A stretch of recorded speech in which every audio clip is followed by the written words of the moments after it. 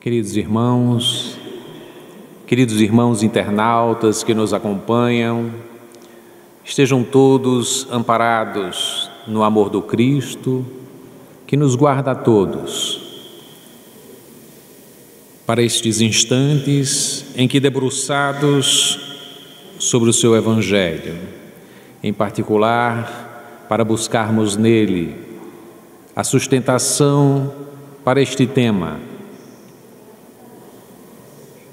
que iremos hoje abordar sobre as relações de pais e filhos. Muito comum a este mês em que se comemora os Dias dos Pais, que façamos uma abordagem dessa relação tão significativa que aproximam espíritos que vêm numa condição e numa função paternal e outros que a eles se vinculam na circunstância de serem filhos e, portanto, orientados, amparados, acolhidos pelo amor daqueles que se assumem a função extraordinária de ser pai nesta vivência. Dizemos que assumem a função porque, efetivamente, é da condição humana de que se possa optar ou não por ser pai, por ser mãe. Mas em se fazendo esta opção, abre-se um caminho para uma relação rica de significados. E ao abordarmos na noite de hoje a relação entre pais e filhos, não queremos restringi-la àquela abordagem já tradicional de se fazer sobre o que caracteriza um bom exercício da paternidade, o que caracteriza um bom exercício do amor filial. Porque efetivamente nas abordagens psicológicas e pela evolução que a sociedade experimentou nos últimos tempos, temos assistido a um progresso dessas relações. Pais e filhos se encontram não mais sobre a condição impositiva que existia anteriormente, da obediência cega, daquilo que era estabelecido pelo senhor da família, chefe da família, papel conferido ao pai, e cabia nesta relação muito mais temor e respeito do que a amorosidade, do que a amizade, do que a cumplicidade, do que o amor verdadeiro. Mas estamos falando de relações que hoje transbordam estes aspectos, mas queremos fazê-lo na perspectiva espírita. Porque na perspectiva espírita, nós haveremos de encarar aquele que nos chega às mãos e que tomamos ainda bebê e dizemos filho e reconhecemos nele traços, características físicas inicialmente, posteriormente características do comportamento que se assemelham ao pai, que se assemelham à mãe. E ficamos naquele debate, de alguma forma, movidos ainda por um certo grau de ingenuidade, de imaginar que aquele bebê é filho, efetivamente, de nós outros. Filho o é para essa experiência, mas essa condição de filho e pai, considerando-se toda a eternidade, considerando-se os milênios que cada um de nós já possuímos de existências na carne e tantas outras experiências que, afinal de contas, haveremos de ainda realizar, porque certamente nos compreendemos ainda bastante imperfeitos, ainda com necessidade de aprofundarmos o nosso aprendizado. Certamente haveremos de realizar muitas outras experiências, e não necessariamente com os mesmos personagens, não necessariamente com os mesmos espíritos que nos alegram o coração nesta circunstância e neste nesta experiência na carne, fazendo-se filhos de nossa alma, de nosso coração. Quando imaginamos, portanto, mesmo nós, com a vivência espírita, a recepção de um bebê à nossa casa, imaginamos que há tudo por construir, que tudo é possível ser realizado a partir do bom exercício da paternidade e da maternidade.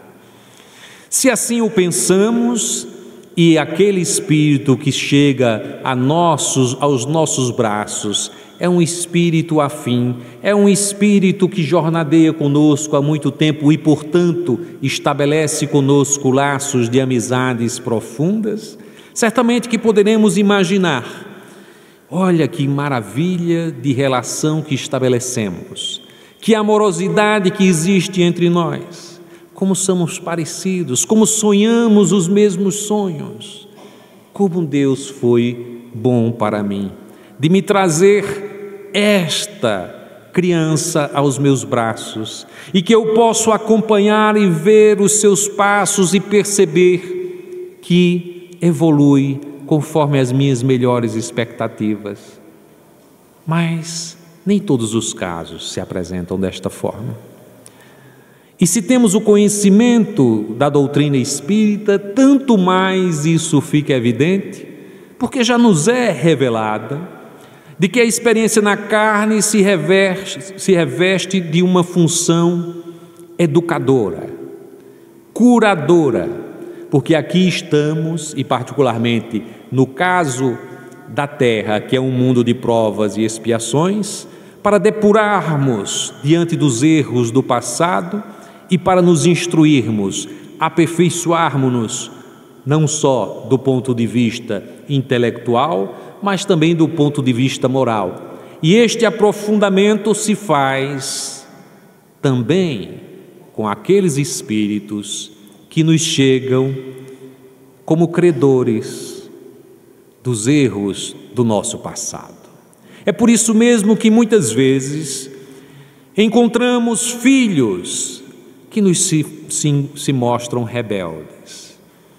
São filhos que nem entendemos como, mas já pequenos se rebelam com nós outros e chutam nossa canela. Às vezes diz assim: preferir a mãe, ou vice-versa, prefere o pai em contraponto com a mãe.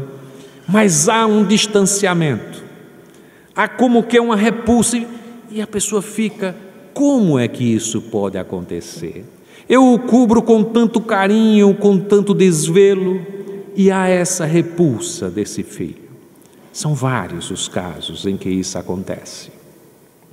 Em outras circunstâncias, embora as nossas melhores expectativas estejam em ter um filho que possamos projetar sobre ele as nossas melhores expectativas, haveremos de encontrar um filho que chegue em condições, às vezes, de deficiência física, mental, a exigir muito dos nossos cuidados, a tal ponto que muito do que pensaríamos em fazer profissionalmente ou mesmo na relação com os outros membros da família passa a ser diminuída essas possibilidades por aquele cuidado que vai ser mais centralizado naquela figura. Isso tudo se configura como relações possíveis entre pais e filhos. Ao analisar estas relações no Evangelho segundo o Espiritismo, em seu capítulo 14, tratando do mandamento honrar ao pai e à mãe, que é trazido ainda do Velho Testamento e recolocado pelo Cristo, Kardec faz a investigação desta passagem evangélica numa análise sobre a piedade filial. E vai cercar esta análise das responsabilidades que competem aos filhos diante dos pais. Porque se todos nós temos como dever a caridade uns para com os outros, em relação aos pais, essa caridade se reveste de uma responsabilidade maior. Porque conforme a sentença do mandamento, a sentença evangélica e o tratamento que é dado por Kardec, sustentada pela contribuição dos espíritos, honrar ao pai e à mãe deve ser um compromisso inadiável, da qual não podemos fugir, não podemos renunciar. Porque maior do que a caridade que devemos a qualquer outro, devemos o respeito, a tolerância, o perdão, a compreensão, o amor aos pais. Não fosse por outras situações, se não fossem eles zelosos cuidadores, o simples fato de terem sido instrumentos de nossa chegada a essa experiência na carne, já seria elemento suficiente para que honrássemos aos nossos pais, ao nosso pai e à nossa mãe. E isso é categoricamente analisado por Kardec, afirmado como algo que não se pode, de forma alguma, diminuir de importância. O pai e a mãe são instrumentos de Deus para que cheguemos à terra. E não com características que nós gostaríamos de ter, porque nós vamos crescendo e vamos encontrando defeitos nos pais. No início, os pais são sempre os heróis, os modelos, a não ser naqueles casos que eu já falei, de uma antipatia que já se estabelece de início. Mas são modelos, e aí depois, quando vai crescendo, o espírito vai assumindo as características que lhe são próprias de outras experiências e encontra os defeitos dos pais e tudo mais. E chegam mesmo a uma antipatia a ponto de abandoná-los. Vai dizer depois Santo Agostinho, na Instrução dos Espíritos, que esta ingratidão fará os filhos chorarem lágrimas muito amargas. Porque quando na desencarnação encontrarem com a sua própria consciência, haverão de ver o erro tremendo que cometeram. Porque nós achamos, esses meus pais são absolutamente antipáticos, ou são desprezíveis, moralmente, com essa ou aquela característica, e às vezes o são, porque existem pais que são difíceis, mas não existe erro da parte de Deus. Não viemos à família que viemos por um erro do destino. Chegamos mesmo a dizer, eu não merecia vir nesta família. Quantas pessoas dizem isso? Eu não devia vir, eu não tenho nada a ver com meu pai ou com minha mãe. Não sabe ele o quanto tem a ver com o pai e com a mãe que está a abraçar naquela oportunidade. De modo que nestas relações, pais e filhos, há todo tipo de possibilidade de resgate, de refazimento de relações, porque em algumas circunstâncias recolhemos nos braços com a nossa cara, com nossos trejeitos, com a nossa forma de ser, o inimigo do passado. Aquele a quem afrontamos ou de quem recebemos violências, ingratidões, traições. E pelo amor imenso do Pai, nos é recolhido a família, para que sejamos capazes de estabelecer laços, não identificando mais a cara daquele nosso inimigo, mas é a nossa própria cara que enxergamos naquela criança. E temos uma oportunidade de aprender a amar. E quando isto se realiza, cumpre-se o melhor de todos os projetos que podemos realizar. Porque se pensarmos em todas as sentenças que o Cristo nos ensinou há 2000 anos, que nos pede a tolerância, que nos pede a compreensão, que nos pede a paciência, que nos pede para amar ao nosso próximo, tudo isso nós aceitamos como algo possível. Mas quando Cristo nos diz, amai os vossos inimigos, temos uma dificuldade tremenda. Temos dificuldade de perdoar, de tolerar os inimigos. Quanto mais amar os inimigos. É algo impensável ainda para a grande maioria da população da Terra, excetuando-se, evidentemente, os que aqui estão assistindo a essa palestra, porque são todos capazes de amar os seus inimigos. Mas a grande verdade é que a sentença do Cristo haverá de se cumprir. E se não conseguimos amar o inimigo, olhando no rosto dele, compreendendo as suas falhas, compreendendo ainda a infância espiritual que ele está ainda, o estágio evolutivo dele, se ainda não temos a capacidade de compreensão a este ponto, haveremos de, numa outra encarnação, recolher este adversário do passado, abrir os braços e dizer: ah, como eu te amo! Como a minha vida tem sentido porque você se faz presente nela. Eu imagino muito que grande satisfação os anjos tutelares da nossa vida em acompanhar este encontro. Em assistirem a esse encontro de antigos desafetos que se abraçam no melhor do amor e do sentimento, que é o amor paternal, que é o amor filial, abraçando-se, resgatando os débitos do passado na construção do amor, o melhor do amor, que é uma relação que se estabelece sobre esses condicionantes. Maravilhosa! A misericórdia divina, que acima das nossas compreensões menores nos oferece horizontes largos, para exercermos e aprendermos na prática o amor que o Cristo veio nos ensinar há 2000 anos e que temos tanta dificuldade de compreensão, em que pese nos dizermos cristãos, em que pese dizermos eu amo o meu semelhante, mas na primeira rusga, no primeiro desencontro, temos aquela opinião dura, aquela intolerância, aquela incompreensão, aquele desamor. Mas, por obra da reencarnação, haveremos todos de refazer os nossos caminhos. E aqui haverá alguém que poderá dizer: mas só existem casos assim de resgates, de reparação? Não. Há os casos de perfeita sintonia.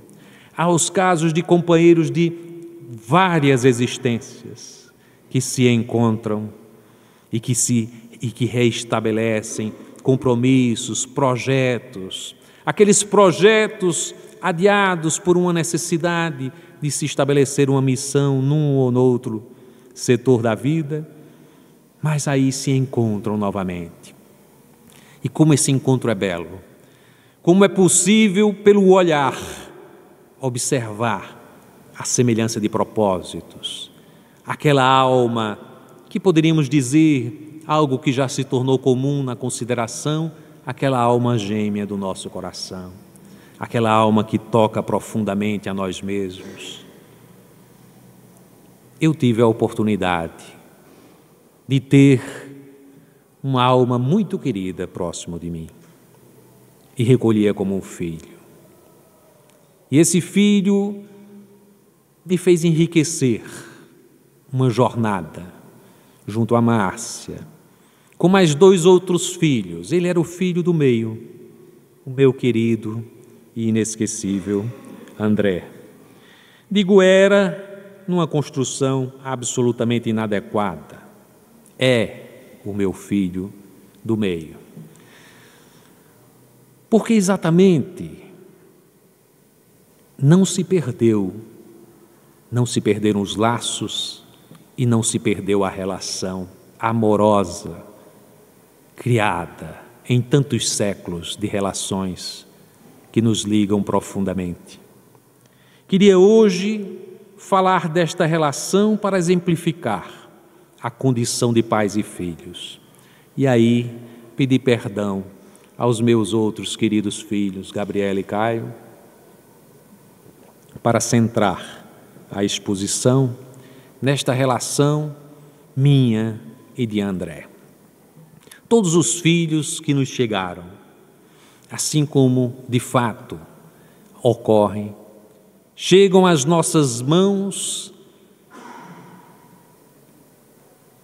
Em muitos dos casos, evidentemente, isso não acontece por imprevidência, mas em lares que são construídos a partir de um compromisso reencarnatório, nos chegam já com a previsão de quando irá ocorrer. Eu lembro-me muito bem de todos os 3 que me chegaram. No primeiro caso, com Caio, ocorreu algo muito singular em minha vida, porque eu não tenho mediunidade ostensiva, ou pelo menos ela nunca se apresentou assim em facilidade.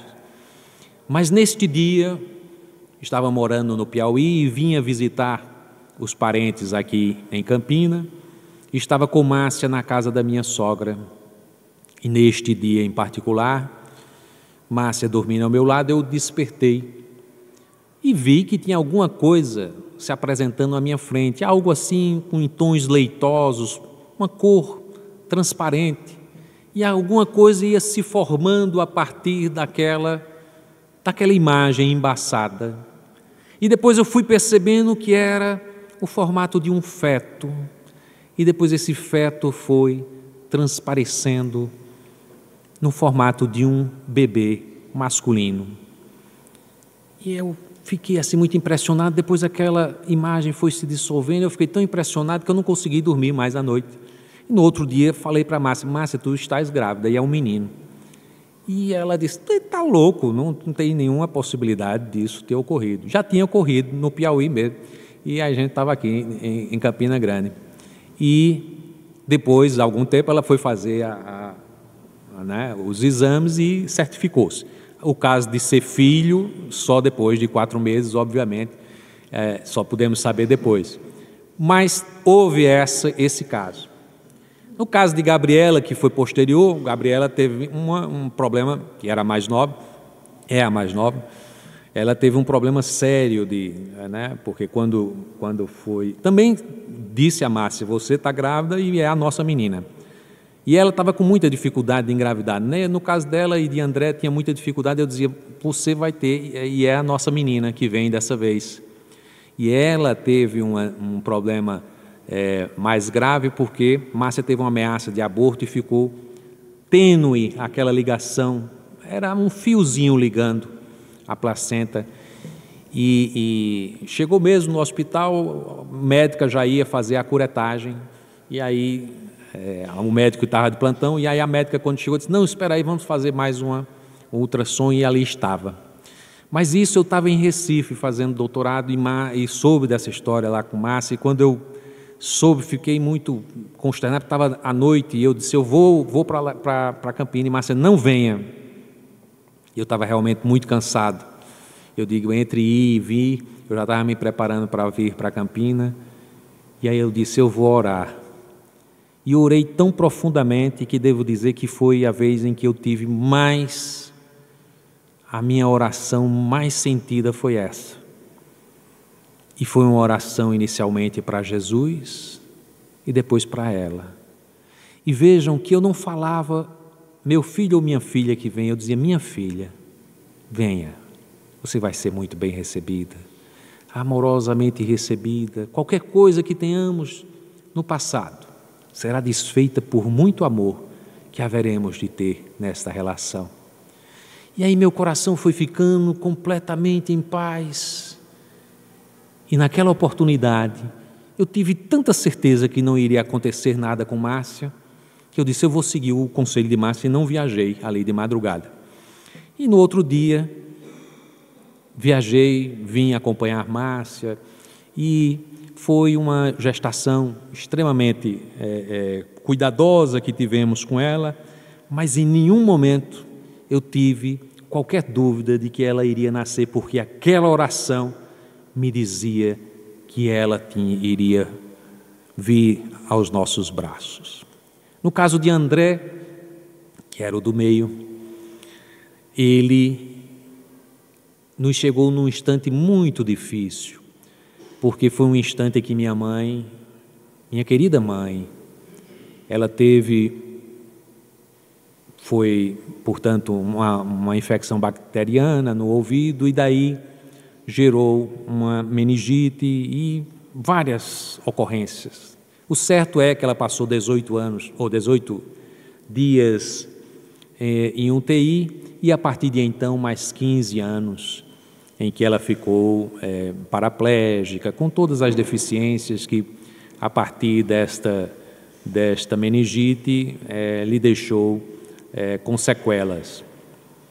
E André nos chega, Márcia, quando ocorreu este evento, Márcia estava com 2 ou 3 meses de gravidez. Da mesma forma, eu tinha dito a Márcia, Márcia, estás grávida, é um menino e tal.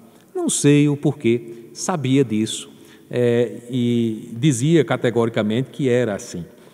E quando foi da chegada dele, parecia que ali estava se realizando um grande evento, um maravilhoso evento, porque cada filho que nos chega modifica a realidade de nossas vidas, e a minha vida mudou, porque eu tinha, a partir de então, que cuidar de minha mãe, de ser aquele que reuniria os esforços para cuidar dela durante os 15 anos em que ela esteve entre nós nessas circunstâncias, certamente com o apoio indispensável do meu pai, que foi para ela o anjo guardião durante todos esses anos. Mas André chegou nesse momento, como a ser de fato, e eu escrevi para ele em uma mensagem, eu disse, meu filho, escrevi a ele uma carta no último ano em que ele estava aqui entre nós, em janeiro do ano passado, e eu falava para ele, meu filho, chegaste em um momento tão difícil para as nossas vidas e chegaste como uma luz a iluminar os nossos caminhos, como uma mensagem de renovação da vida, que a vida tem os percalços, aqui acontece uma dificuldade, uma doença, uma enfermidade, a morte de alguém, mas também renova-se a vida se enche de novos significados e foste tu naquele instante, esperança, ânimo, promessa de vida. Era um menino maravilhoso entre nós, é um espírito maravilhoso que permanece entre nós. Naquelas ocasiões em que meu filho chegou, ele se fez tão importante em nossas vidas, era tão carinhoso, ele tinha uma característica que me deixava absolutamente encantado, porque ele, já pequenininho, encantava as pessoas, ele tinha esse jeito de atrair as pessoas, já de pequeno, era gordinho, aquela coisinha que já favorece. Depois ele ficou magro, certamente eu estou falando de gordinhos que conheceram ele aqui mais recentemente, se lembram dele bem magro. Mas quando era mais bebezinho, até uns 4, 5 anos, era fortinho todo. E as pessoas adoravam e vinham e abraçavam. Onde ele chegava, ele reunia isso. E uma das coisas que mais me chamava a atenção é porque menino, quando vê alguém que tem uma enfermidade, tem um certo temor. Minha mãe ficava numa cama hospitalar em casa. E ele, quando chegava, subia como se fosse para subir em algum obstáculo, subia lá em mamãe, deitava em cima dela e dava aquele abraço e um cheiro muito grande em minha mãe. E eu achava aquilo tão bonito, eu dizia, mas como é que ele é? Os meus outros filhos não eram exatamente assim. Gabriela chegou mais depois, mamãe já estava em outra condição, mas Caio já tinha um certo, chegava, abraçava, mas não era aquela coisa, aquele despojamento de André, né? E eu achava essa coisa maravilhosa dele, né? E eu até dizia a Márcia, a gente tem que tomar cuidado, porque se deixar ele solto por aqui, alguém carrega, né? Porque ele tinha essa facilidade de conversar com todo mundo, de conversar não era bem verdade, porque ele só foi falar mesmo depois dos 3 anos, a gente tinha uma dificuldade de dizer, o que é que esse menino está dizendo, né? Aí Caio dizia, ele quer água. Ele e Caio tinham um entendimento perfeito. Nós não sabíamos o que ele estava dizendo, mas Caio sabia tudo, né? E ficava dizendo, papai, o que ele está querendo dizer é isso e tal. Então veja que coisa interessante essa ligação dos filhos, a nossa mesma, né? Como eles tinham essa relação, Caio e André tinham uma relação intuitiva até. Mas bem, depois que ele começou a falar, falou demais. E era um menino tão interessado em coisas que me espantavam, porque André, muito pequeno, gostava de estrelas. E olhava para as estrelas, perguntava perguntas interessantes sobre o universo, sobre as estrelas e tudo mais. Tanto que de pequeno, Márcia falando isso lá no colégio, já no Motiva, ele já é um pouquinho mais avançado, através do interesse dele, o colégio começou a realizar Olimpíadas de Astrofísica e, logicamente, ele, muito interessado, tirou logo as medalhas de ouro, que era o interesse dele. E ele, de pequeno, dizia: painho, eu vou ser engenheiro da NASA. Ele queria ser engenheiro da NASA porque era o estudo do céu, né? Tinha também uma característica muito interessante nele, porque ele dizia: painho, eu quero uma família grande, eu quero ter 5 filhos, e já listava os nomes dos filhos, né? Eu digo: mas o que é que esse menino, um guri desse tamanho, já fica com essas impressões do que é que vai ser, do que é que tinha? Mas era muito ligado a mim. E eu dizia isso, que era tão ligado a mim, que inventou de torcer pelo Fluminense. Quer dizer, era preciso me amar demais para querer torcer pelo Fluminense, né? E essa vinculação dele comigo eu achava fantástica, porque ele realmente sempre via, se alguém fazia alguma consideração em relação a mim, ele sempre tinha uma abordagem para dizer: não, mas painho, e eu achava aquilo fantástico, né? Como havia essa ligação entre nós. Mas eu queria vos dizer aqui, falando ainda sobre essa experiência extraordinária da paternidade, que nunca nós imaginamos, em nenhuma ocasião, de que esse filho que nós recebemos naquela condição, parecido conosco, com todas as identificações, que o nosso Pai irá chamá-lo mais cedo. Essa é uma circunstância que muitas vezes, quando acontece, as pessoas caem num desespero profundo, entra em completo desequilíbrio, é capaz de brigar com Deus. Eu devo vos dizer que nunca na minha vida, mesmo com conhecimento espírita, imaginei que iria passar por uma situação de ter a desencarnação de um dos meus filhos. E esse que era todo alegria, todo devotamento, todo encantamento, toda amizade, toda relação amorosa, vem a ter um infarto, e como muitos de vocês que acompanharam a nossa situação naqueles instantes, e que generosamente ofereceram as orações, o amparo, a ajuda, a compreensão, e somos eternamente gratos.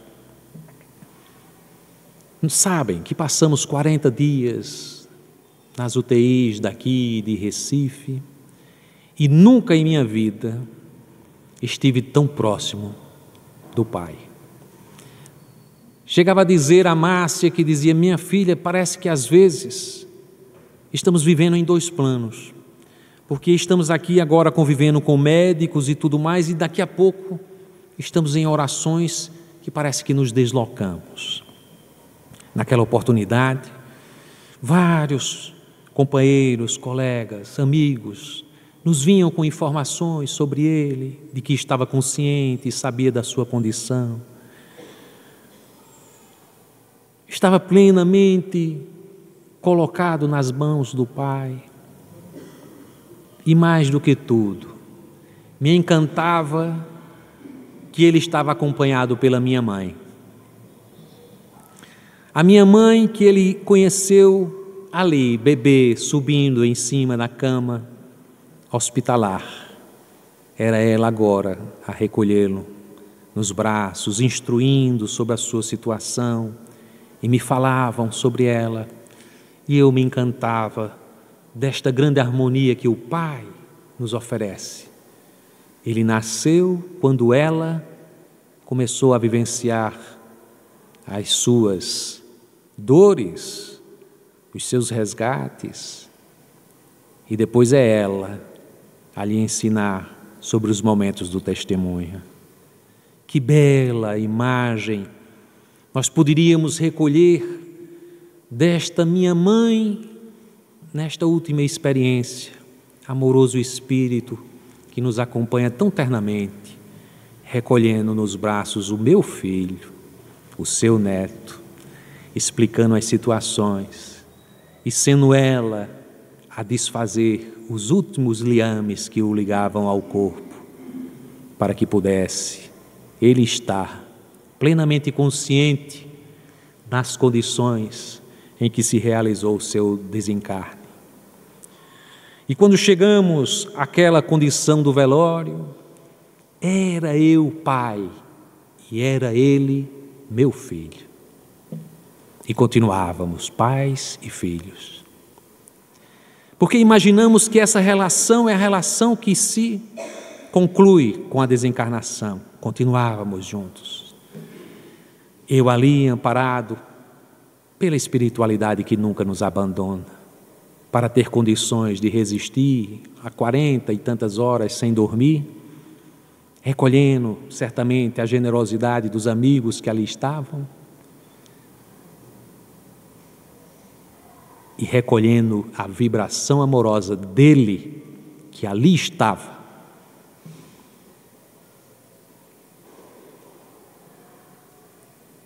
E naquela oportunidade, enquanto falava,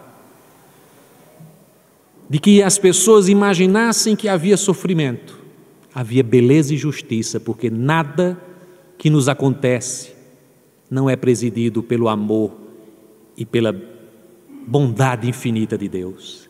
E se tudo que preside a nossa vida é Deus, até naquele instante, a bondade, beleza e infinito amor. E eu tinha compreensão disso, só não tinha compreensão do que estava acontecendo ali, no plano espiritual, enquanto nós falávamos sobre a vida tão bela daquele menino, o que ele representava em nossa existência. E naqueles instantes em que falava aos amigos sobre a beleza do que eu imaginava que era a sua chegada ao plano espiritual, era dito por uma amiga nossa, médium, que ouviu quando ele disse: fala das estrelas. E eu dizia: o meu filho amava as estrelas. E contava a história de que ele amava as estrelas e queria ser engenheiro da NASA. Mas ele, como era muito treloso, pegou um atalho e foi vê-las. E noutra oportunidade foi ele a mandar a mensagem e dizer: meu pai, você nem imagina o quão mais belo é ver as estrelas de onde eu vejo. Que encantamento, que maravilhosa a circunstância de ser pai, não apenas na carne, mas ser pai espiritualmente, vinculado amorosamente àquele que se fez filho nessa existência, porque permanecemos amando profundamente e conscientes de que não estamos separados, estamos juntos, somos companheiros. Quem irá separar aquele que ama do ser amado? Não há força capaz de combater o amor. É por isso que não há possibilidade de existir força contrária a Deus, porque Deus é o perfeito amor. E quando nos vinculamos em amor, não há possibilidade nenhuma de que este amor venha a terminar. 2 dias depois daquele velório, escrevia eu a ele, dizendo: André, Chegaste como um raio de luz entre sorrisos, que já te concebiam um presente de Deus. E te fizeste menino encantado pelas estrelas, mãos postas ao alto como querendo retê-las, entre os dedos que teciam sonhos de voar além, daquilo que era um sonho permitido a alguém que apenas imagina como eu, o céu onde habitas e de onde agora me fitas, inesquecíveis olhos meus. Quantos dons trouxestes contigo, alma querida, para ensejar tanta luz em minha vida, para ser o despertado encanto e o bálsamo a acalmar meu pranto e a ternura que me acompanha nesta lida. Alma luzente, penetras no opaco da minha alma e me renovo arrebatado, rendido à força do teu brilho. Quantas vezes foste o calor a me acender o ânimo, em teus gestos de amor terno e magnânimo, ao te tomar em meus braços e te chamar, meu filho. Quisera agora ser o mensageiro do céu, o condor, para adentrar livremente o espaço divino e presenciar teu retorno em festa, dar outra vez um beijo em tua testa, auscultar-te no peito a emoção do momento, voar contigo entre as estrelas do firmamento, como se eu fosse ainda o teu pai, guiando os teus passos, e fosses tu, ainda uma vez mais, o meu menino. E eu fiz estes versos um pouco de pé quebrado, imaginando a chegada dele no céu festivo. E nesse dia tivemos uma reunião de um grupo que temos de estudos espíritas, e ali chegou uma comunicação para nós outros. Quando vi a psicografia que a Adriana realizava, disse: é André. Não era André, mas foi tão bonito, tão belo, tão maravilhosa essa mensagem. E só estou dizendo aqui que é para nós percebermos que aqueles eventos que imaginamos muitas vezes não comportar tais coisas se realizam. Porque nunca imaginamos que um velório seja local de beleza. Não é de nossa cultura. Mas a mensagem que recebemos dizia: eu estava perdido. Há 10 anos andava por entre Campos Santos. Naquela oportunidade, estava num campo santo. E de repente, vi tanta harmonia que consegui enxergar vultos. E eu vi um jovem e a sua linda avó, que me chamou para ali adentrar. E eu escutava uma voz, falava de amor ao filho. E quanto mais eu me aproximava, mais me encantava, porque a minha vida tinha sido uma vida de um jovem rico. Morri num acidente. Meus pais, mal acabou o velório, já estavam cada um pensando nos negócios, nos compromissos. Nunca me falaram de Deus. E naquela oportunidade, eu vi tanto amor naquele pai que falava e tanta emoção naquele filho que escutava aquelas palavras. E eu devo dizer a você que a partir de agora eu vou lhe chamar meu pai. Eu voltarei outra vez, mas eu quero lhe dizer que eu vou começar a aprender para que um dia eu possa entender e perdoar os meus pais. Mas a partir de hoje, você será o meu pai. E aquilo me emocionou tão profundamente, porque essa é uma outra ligação, pai e filho, que a gente não imagina que se realize. Eu tenho um filho no plano espiritual, que hoje é amigo de André, que anda com ele, que me manda mensagens e diz: André é um jovem feliz, muito feliz.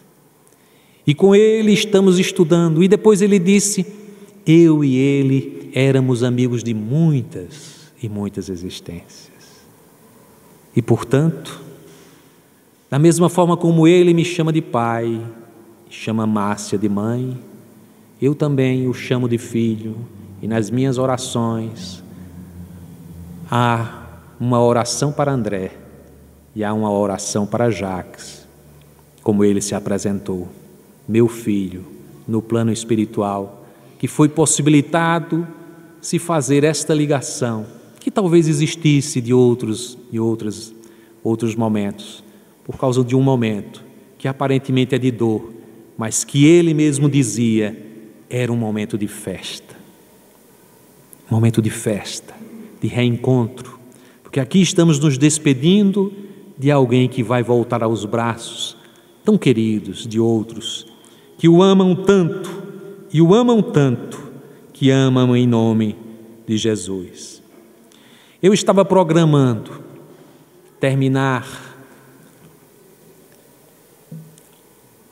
esse nosso encontro do dia de hoje, que eu não posso nem chamar de palestra, é uma conversa com vocês, sobre essa experiência de paternidade, toda singular, porque se faz um pouco na carne e se faz muito nesse instante em que estamos em dois planos, mas certamente abraçados, como no momento de agora. E eu pensei, e vou dizer por que pensei em terminar com isto que escrevi para ele agora, quando completou 1 ano da sua partida para o plano espiritual. Quando completou este ano, eu fiquei a imaginar sobre o tempo da partida. E aí escrevi assim: quanto tempo medido em amor se faz necessário para sedimentar a fé em templo e santuário, em nosso coração feito reino da verdade? Quanto tempo para romper o casulo da saudade e, como borboletas da transcendência e do indevassável, alcançarmos tua morada de essência de luz amorável? E no zimbório celeste, em voo de graça indescritível, celebrar a plenitude do amor que não se mede, em tempo de ausência, de partida ou de idade, posto que é infinito, eterno e indestrutível. 1 ano talvez seja impossível ascender a tua majestade, de servidor do mais perfeito amor que te abriga e que te oferta a paz em bênção amiga, animando nossa vida para o bem e a boa vontade. Amado Filho de terna lembrança, tua alma pura é fonte de esperança para nossa caminhada trôpega de errantes.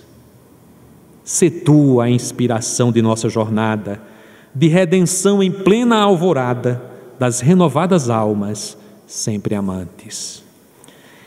E dizia isso para ele, imaginando onde estava, refleto de luz, certamente, com aquele sorriso simples. Imaginava falando estes versos finais para o dia de hoje, porque em muitas ocasiões estive a chorar de imensa saudade. Não é o conhecimento de sabê-lo próximo a nós outros, não é a certeza de que muitas vezes em desdobramento estou com ele e ele muitas vezes vem nos visitar. Não é o saber e ter absoluta convicção de que nos reencontraremos,